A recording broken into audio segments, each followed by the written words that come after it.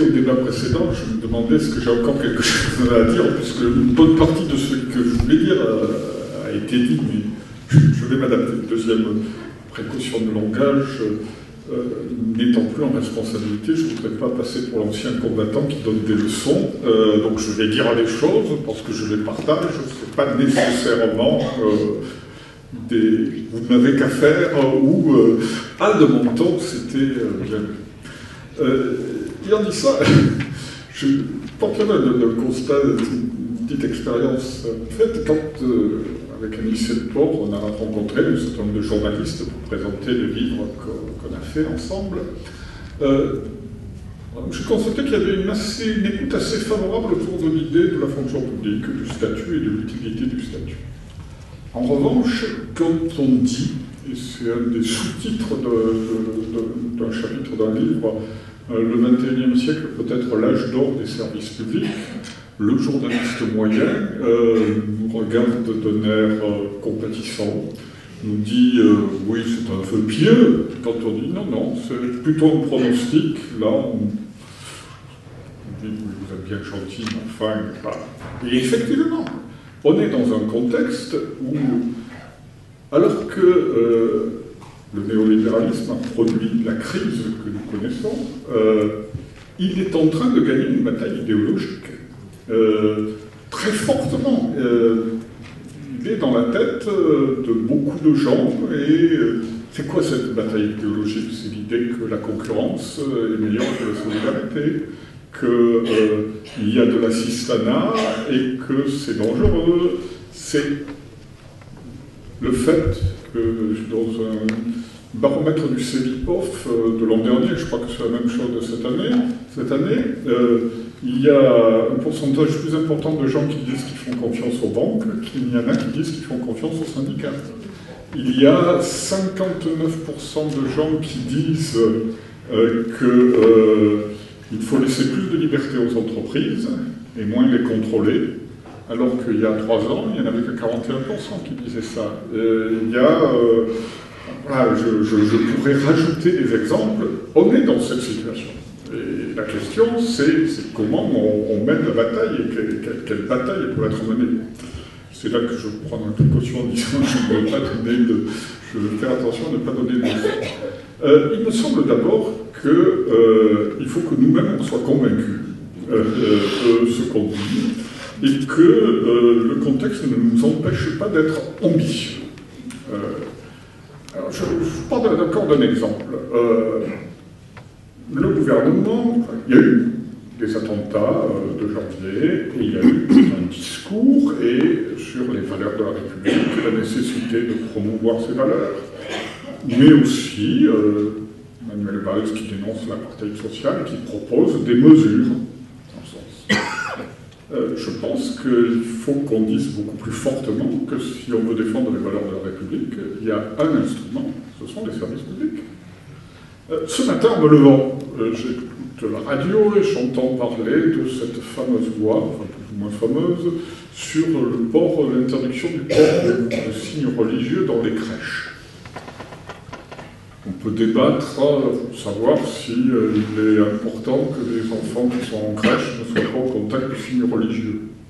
Il y a un peu interrogatif, mais le sujet n'est pas là. Ce que je voudrais dire, c'est que si on veut qu'il y ait de la laïcité dans les crèches, il faut un service public de la petite enfance, tout simplement.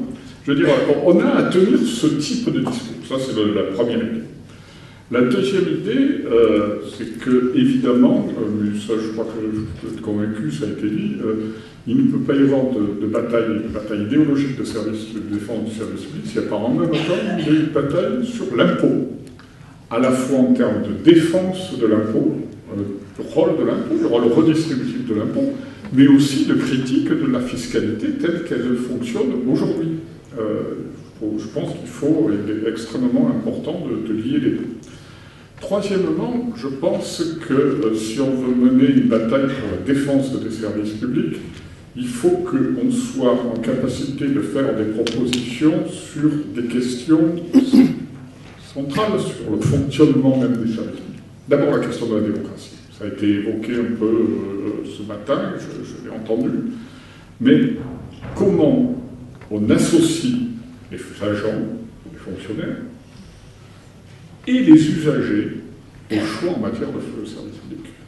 Je dis, c'est facile de dire qu'il faut associer les usagers. La question compliquée sur laquelle il me semble important de travailler syndicalement, et sans doute en commun, c'est comment. D'abord, qu'est-ce que c'est que les usagers? Comment on les représente? Bon, à l'école, c'est facile, c'est à peu près facile. Il y a des élèves, il y a des parents d'élèves, on peut élire des représentants dans un cadre.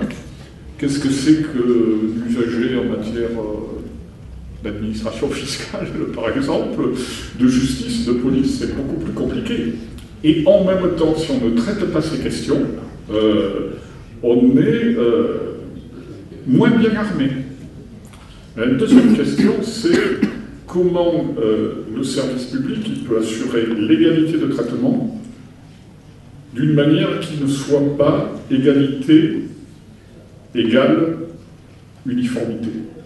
C'est-à-dire comment on assure la prise en compte de l'intérêt général, et ça renvoie à la question des usagers, tout en respectant les individus tels qu'ils sont, dans leur diversité, dans leur complexité. Et quand je dis ça, je ne parle pas de communautarisme, je parle de ce que certains, je pense, sociologues appellent le désir d'individuation, c'est-à-dire le désir d'être pris en tant qu'individu spécifique. Et là, je pense qu'il y a des réflexions et un travail à mener qui me semblent indispensables pour la défense du service public. Troisième grande idée, il faut qu'on se pose la question de la mondialisation du service public. C'est un peu une chose qu'on ait écrit avec Abyssé de Port dans quelques pages de ce livre. Hein. Aujourd'hui, je dirais, la mondialisation, c'est surtout la mondialisation du capital, la mondialisation financière.